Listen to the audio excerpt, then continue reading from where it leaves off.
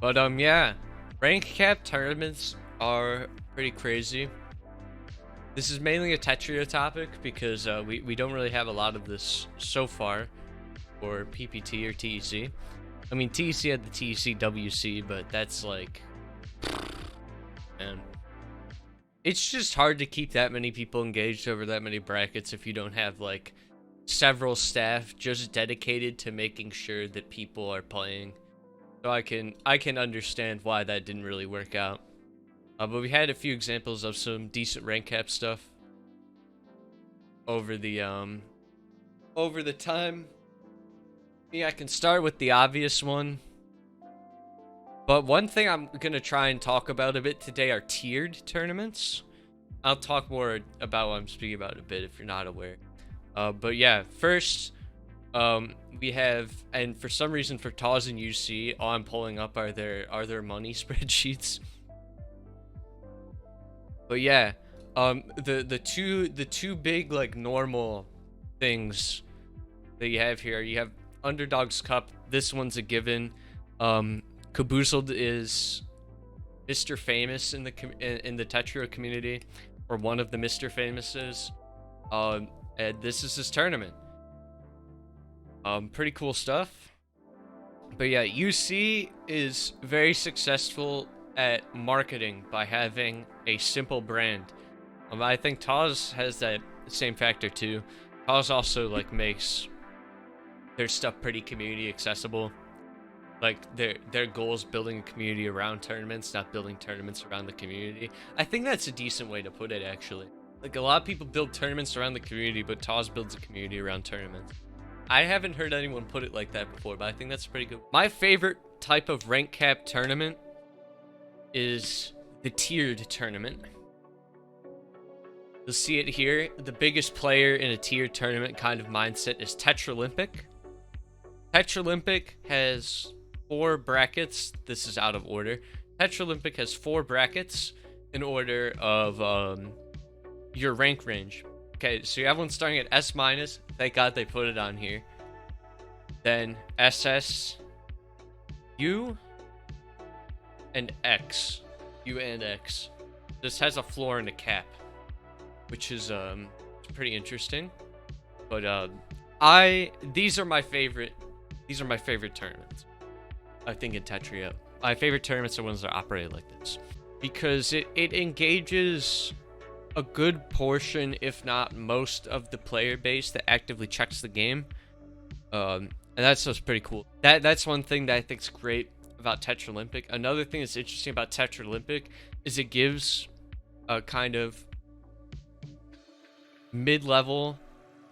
higher level players a chance to play against the masters or compete in their own division, which I think was a really interesting choice. We'll see, obviously, which one more of them opted for. Yeah, this is a great tournament. Happened over nearly a year and a half ago, but they had one last June. But yeah, I like these events a lot. I think they're the best Tetrio events because, and I'll wait until I talk about Prism to get into it. Then we have Prism. Prism is my favorite iteration of this idea so far. So Prism didn't have a rank floor or cap necessarily. How Prism worked is all brackets were split evenly into fourths. So 160 nearly people signed up. So you had 4 40-player brackets that were seeded into skill divisions, which I think is I think that's pretty cool. It was much cooler when you realize most of the bracket formations were done manually. That I could tell how it had to be done manually with the current bot tech we have right now, but that's like kind of besides the point. I think that a version of Prism is going to be the best rank cap tournament, and I'm going to elaborate a little bit here.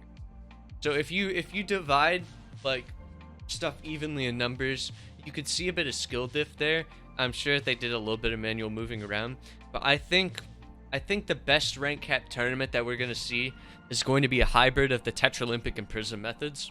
We just talked about TECWC. The problem with TECWC, and I'll get into it later, this is kind of more Tetrio focused talk just intrinsically because rank cap tournaments mainly exist on Tetrio.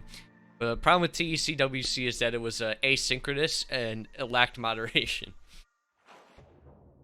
Which, I mean, shoutouts to our boy Shen, he did his best, but one man, 900 players, even asynchronous, is kind of hell on earth. So, like, I feel bad for our boy, my brother from Ohio. Prism also did a cool thing and raised 300. Dude, why I put my camera in the weird spot? I'm going on the bottom today. Raised $300 in its prize pool, even without a partnered Matcherino account, which is pretty crazy. Shouts to all these donators. The prize pools are cool. They also do I like this kind of incentive for a tournament like this. It's just pretty good to kind of energize people without having to put yourself into like too many big goals, you know? Like, I'm a big fan of this way of making it happen. And yeah, prize pool is dedicated to the pink bracket top cut, just like Tetralympic S30 Master was. Overall, I love these tiered tournaments because you can rank cap a tournament like UC. If you rank cap a tournament like UC, it's gonna get a lot of viewers and support from like the original player base. But what it's not going to get is it's not going to energize more casual players into viewing a top cut bracket. One thing that I like about the idea of Prism and Tetralympic is if you're playing in Prism and you know you're in like a lower cut bracket, you're playing in Tetralympic, you're in a lower cut bracket, you're just gonna have a higher likelihood if you're like on the very broader casual side, like you coming from the banner, you just play Tetrio and you're like, oh, I want to try out competing. Why not? By automatically integrating all the brackets under one umbrella, you're creating a lot of passive discovery for your live stream. And let me do a little bit of just like random fucking research here. Our Prism had more viewers, a considerable amount more. I'm gonna rephrase the sentence. Prism had a considerable amount more viewers than the last popularized H-Nest event. So we see here at under 18 peak, 81 average viewers, which for a 300 follower channel, that's pretty good. Iris had 80 peak, 60 average viewers, so it's about the same like thing. And that's the thing that's always going to start about rank caps, and I'm about to talk about that. I'm kind of just I'm hitting the positives right now. Shouts to the music category, by the way. But yeah, it does bring in a lot of passive reach for the pro brackets, which you can you see if especially in Tetralympic. Tetralympic got a lot of people to watch it. It had a really good branding as well. Skylar was running it. I was kind of stepping away from things right now. Hopefully I see an event like that come back soon. Perhaps if I torture myself, I'll come up with something. But because I wanted to experiment with that kind of format. But I don't know. I have a lot of shit to do. God damn it. I have a lot of shit to do, and it ain't a tiered Tetrio bracket, so we'll see what happens. But now that I've talked about the big pro of tiered brackets, let's talk about the big con. Hey, shoutouts to all you Tetrio users that make alt accounts. Just kidding. Fuck you. The thing that I was going to talk about with Prism is I think Prism's design is harder to it's harder to smurf, just from the level of like you're not advertised like each division's going to be what I was about to say X letter rank, but that doesn't, I have to say like Y. It's gonna be like Y letter ranked, and that's the floor and the cap, because you kind of don't fucking know I don't fucking know how low to go. Of course, you can obviously still smurf and just guesstimate on your own, but it's just like, it's harder to, you know, it's harder to kind of figure out where you want to top in at if you want to smurf.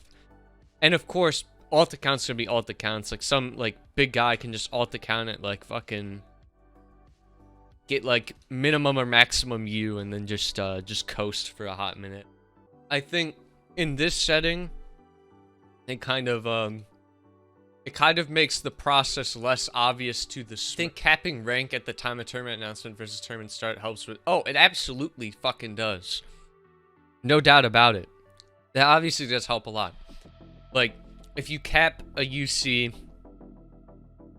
like 7 days before it's announced, which might be pushing it, but let's say you cap a UC 7 days before it's announced, no one's gonna know to smurf it unless they just had the gut feeling like, shit, it's been 6 months, UC 96 is coming up, I want to win $70, yeah, and then they go on and do that. But that's just fucking insanity behavior right there. And we already do a good job at not incentivizing the smurfing part by only giving money to the top cut bracket, which the only thing you can do in a top cut bracket is smurf your seeding, and that's a bit easier to detect than smurfing a whole rank cap.